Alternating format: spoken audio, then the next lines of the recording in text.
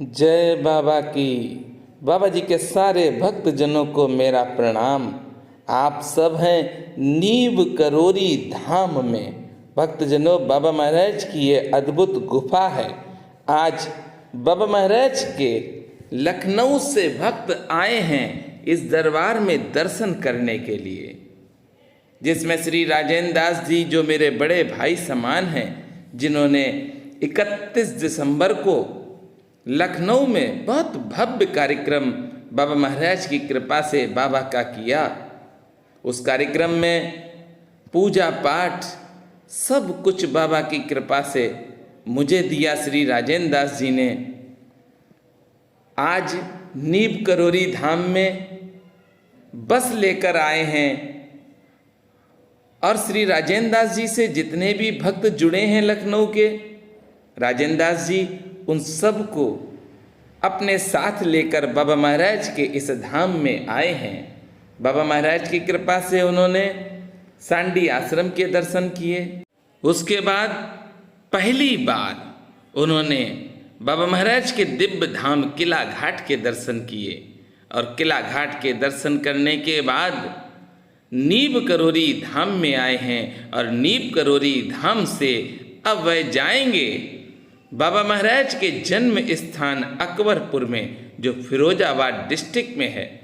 भक्तजनों, बाबा महाराज की कृपा से जो भी भक्त आता है, मैं प्रयास करता हूं कि उसकी जितनी सेवा ज़्यादा से ज़्यादा कर सकता हूं मैं करूं। ये कृपा है मुझ पर नीव करोरी बाबा की, तभी तो मैं ये कार्य कर पाता हूं। बाबा की कृपा से ही आज इन भक्तों से मुझे मिलने का सौभाग्य प्राप्त हुआ। आप लखनऊ में जाएं और आप मिले जाके। राजेंद्र दास जी बहुत सरल हैं। राजेंद्र दास जी ने अपनी पुस्तक नीव की छाँव से नीव करोरी गांव तक हजारों भक्तों के घर तक फ्री ऑफ कॉस्ट भेजी है। ये कृपा है बाबा की। और दूसरी भी पुस्तक बाबा महाराज की कृपा से बाबा की कथा की बहुत जल्दी ही आप सबको भेंट की जाएगी। बाबा के अनन्य भक्त हैं। चलिए सुनिए, पहली बार किला घाट के दर्शन किए हैं, कैसा अनुभव प्राप्त हुआ है, स्वयं सुने राजेंद्र दास जी से आप सब। जो जल है वो प्रकृति को पूरी सिंचित करती है जी। जितने पेड़ पौधे जगत में हैं वो सबका जो है जीवन जो है वो पानी देता है। लेकिन नाव पानी के ऊपर क्यों चलती, ये एक प्रश्न वकील साहब ने भी बताया कि आपने बड़ा अच्छा आंसर दिया। तो ये हमारे मन में भी जिज्ञासा है, क्योंकि जो पानी वृक्ष को सींच के वृक्ष को बड़ा करता है, वो कभी भी उसको अपने में डुबोता नहीं है।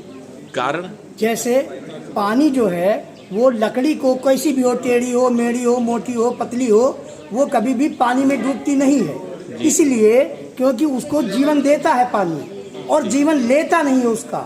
जैसे माँ बाप अपने बच्चों को जीवन देते हैं, जैसे भी हैं, दूल्हे हैं, लगड़े हैं, जैसे भी हैं, उनको बराबर ही सम्मान देता है।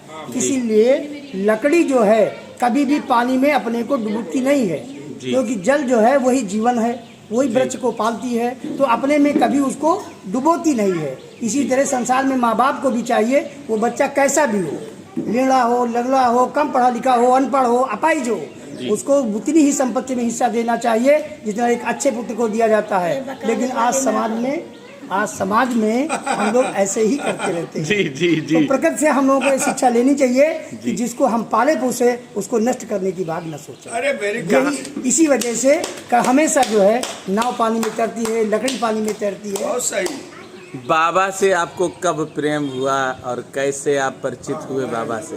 बाबा जी के बारे में तो हमने अपने गुरु जी जो मिस्टर आर.पी. कटियार जी हैं, इनके माध्यम से ही हम लोग जान पाए। इससे पहले मैं कभी जीवन में नहीं जानता था। हनुमान सेतु भी नहीं जाते थे? नहीं, हनुमान सेतु जाते थे।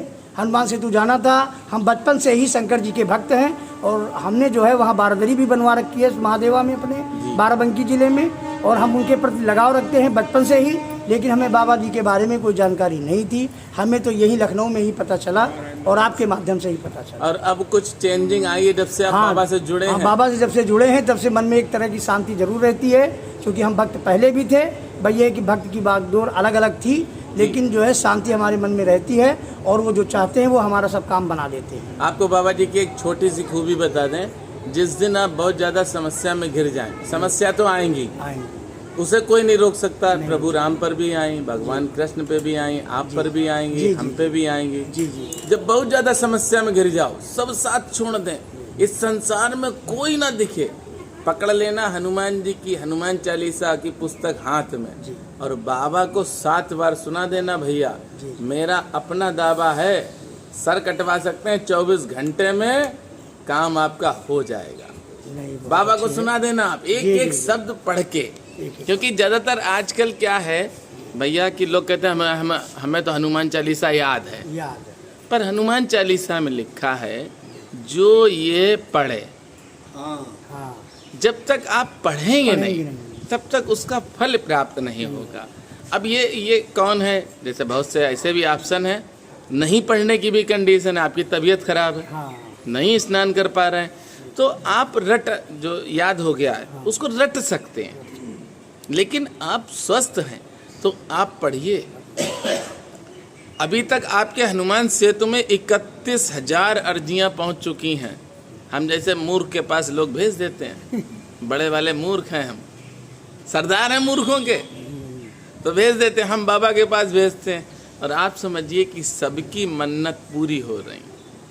10 कैंसर के पेशेंट, उसमें से एक एक्सपायर हुआ, अपनी गलती से हुआ, उसने मसाला बंद नहीं किया, कानपुर का था, बाकी भैया 8 सही हो गए।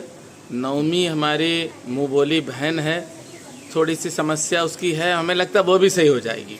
अरे एक का तो कैंसर श्री हनुमान जी ने मात्र 24 घंटे में समाप्त किया। गोरखपुर की घटना है ये, अभी 16-17 दिन पहले की। ये प्रताप हम श्री हनुमान चालीसा का बता रहे हैं आपको कि बाबा को सुनाने से क्या मिलता है। और जब बाबा से आपको हमारे बड़े भैया जोड़ चुके हैं, क्योंकि हमारे तो बड़े भैया हैं और बहुत प्रेम करते हैं हमें। बड़े भैया राम राम। राम राम भैया, बोलो बाबा नीम करौरी जी महाराज की जय। किला घाट में दर्शन किए, कैसी अनुभूति हुई आपको? बाबा जी ने जो अपने हाथ से किला घाट में हनुमान जी के 100 साल पहले जो रचना की अपने हाथ से, गोबर मिट्टी और गंगा जल से बनाया, जो वो मूर्ति का आज पहली बार हमें दर्शन हुआ, और वो भी आपकी कृपा से महाराज जी के हाथ के बनाए हुए हनुमान जी के मंदिर में बैठ करके, उनकी आरती करके, उनके यहाँ भजन सुना करके जो आत्म शांति की अनुभूति हुई है, वो कभी वैसी पूजा में